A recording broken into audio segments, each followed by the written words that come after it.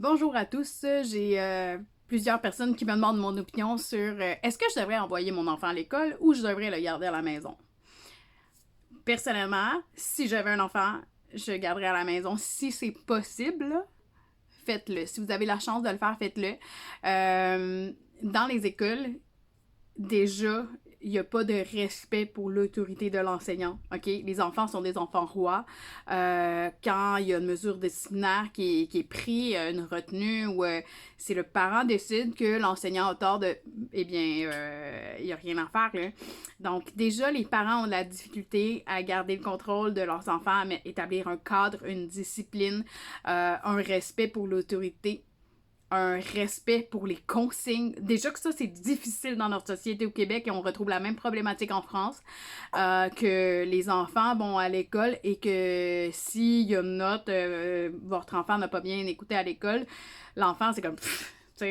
c'est pas, on n'est pas dans la même culture qu'en Chine. En Chine, l'éducation, elle est importante. Les enfants, ils obéissent, ils respectent et c'est très important, le respect des règles. On est dans un régime totalitaire en Chine, alors il n'y a pas de deux poids, deux mesures. Quand le gouvernement décide qu'il y a quelque chose, ben c'est comme ça, puis un point, c'est tout. Au Québec, c'est pas ça, là. Au Québec, les ministres vont commencer à réfléchir à un projet pilote. Et là, on est dans un projet pilote. Un projet pilote, ça veut dire qu'on est dans une zone grise. On a des hypothèses qui pourraient peut-être être applicables en situation réelle. Mais là, ce qu'on parle au Québec, les enseignants n'ont pas de masque, OK? Juste pour le COVID, ça va être un nid à microbes. Les écoles, c'est déjà un nid à microbes, OK? Donc, là, on va mettre les 2 mètres de distance, mais là, ce que ça implique, c'est que l'enseignant ne sera pas avec toute sa classe. Et à chaque semaine, les consignes qui ont été reçues, c'est qu'à chaque semaine, ils vont réadapter en fonction de qui va être à l'école, qui ne sera pas à l'école, quel élève va être dans la classe avec l'enseignant, quel élève va être avec le prof d'éducation physique dans le gymnase. Donc, je suis à peu près certaine que ça va être du multiniveau. Et que là, le prof d'éducation physique va avoir des consignes du prof de 3e année, du prof de 4e année, puis du prof de 5e année. Va essayer de faire... Mais lui, il est formé pour jouer à des jeux de ballon, là. Donc là, lui, il va se retrouver avec un élève de 6e année à devoir expliquer la priorité des opérations PEMDA et à se rappeler... c'est quoi déjà PEMDA? À devoir expliquer la loi des exposants, la loi... le prof de musique, là, penses-tu vraiment qu'elle va se rappeler de la loi des exposants, de la... C'est pas leur domaine. Le prof d'art dramatique, le prof, c'est pas garanti. Si ça fait 15 ans qu'elle enseigne juste l'art dramatique, elle va arriver en maths 6e année, les stratégies pour résoudre un problème, c'est pas garanti qu'elle va les maîtriser. Donc, peut-être que oui, mais ça va être une garderie. Il y aura pas d'examen du ministère de fin d'année, il y aura pas... donc, si tu n'as pas le choix d'envoyer ton enfant à l'école, fais-le. C'est correct. C'est correct, va travailler. Mais si tu peux le garder à la maison, dis, qu'est-ce qui est mieux? Ce qui est mieux, c'est la maison. Pose-toi pas la question. Il y a plein de moyens. Les enfants peuvent se voir. S'ils ont le droit de se voir à l'école à 2 mètres de distance, ben regarde, rendu là, tu peux te permettre de dire, je garde mon enfant à la maison, mais regarde, je vais, moi, en tant que parent, prendre un rendez-vous avec un avis, on va se rencontrer dans un champ sécuritaire et on va être 2 adultes pour s'assurer que 2 enfants respectent le 2 mètres de distance. Ça, c'est réaliste. À l'école, dans une cour de récré, déjà, on a de la misère à faire en sorte qu'ils ne se battent pas, à toutes les récrés, il y a des batailles. À toutes les récrés, il y a un enfant qui a été...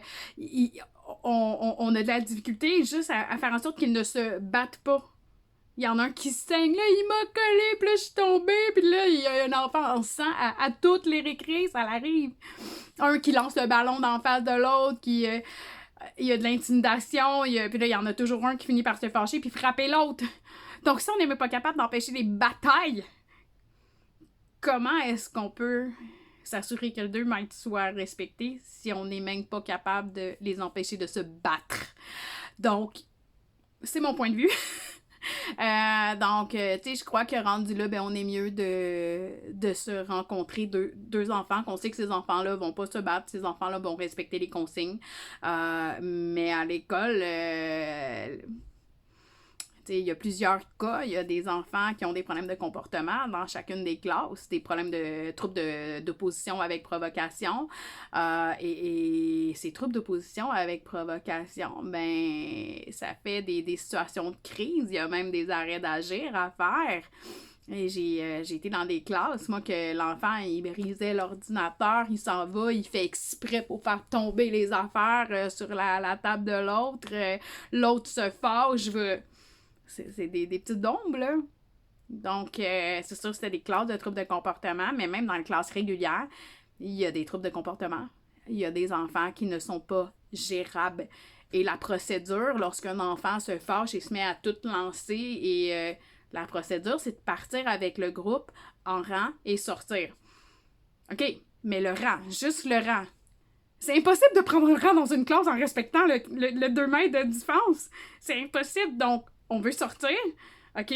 Mais le rang, s'il y a un enfant qui est en train de péter une coche puis tout lancer, de prendre le rang et sortir, juste la procédure normale, évacuer une classe lorsqu'un enfant en crise, avec le 2 mètres de distance, bonne chance. Sérieusement, bonne chance les enseignants, puis je crois que moins il y a d'enfants pour expérimenter ce projet pilote-là, qui est un projet pilote. Comment essayer la distanciation sociale dans les écoles, c'est un projet pilote. Alors, chapeau à tous les enseignants qui sont dans le système, qui vont commencer. Et je crois que au-delà de pour votre enfant, si c'est possible de le garder à la maison, vous allez tellement rendre de meilleurs services à l'enseignant. Je rappelle que j'enseigne tous les niveaux là, par Internet, et puis il y a plusieurs sites. Je suis là pour vous accompagner, pour les devoirs, vous diriger sur des vidéos YouTube. Il me reste de la place dans mes groupes, ça coûte vraiment pas cher. Donc, il en reste pas beaucoup de place, mais il m'en reste quelques petites places. C'est de l'enseignement par sous-groupe et honnêtement, ils apprennent beaucoup plus dans un contexte de petits groupes où il n'y a pas de problème de discipline, il n'y a pas de problème de comportement. Il y en a pas un qui... Les enfants sont tous devant leur écran, ils écoutent et ils participent et les parents ensuite poursuivent les apprentissages. Ça se déroule très bien et ça se déroule mieux qu'en classe. Alors... je crois que ça serait beaucoup plus gagnant pour tous ceux qui peuvent se le permettre. Et vous allez non seulement rendre service à votre enfant, mais vous allez rendre service à l'enseignant qui, peut-être, n'aura pas besoin d'envoyer dans sa classe de 25, 26, 27.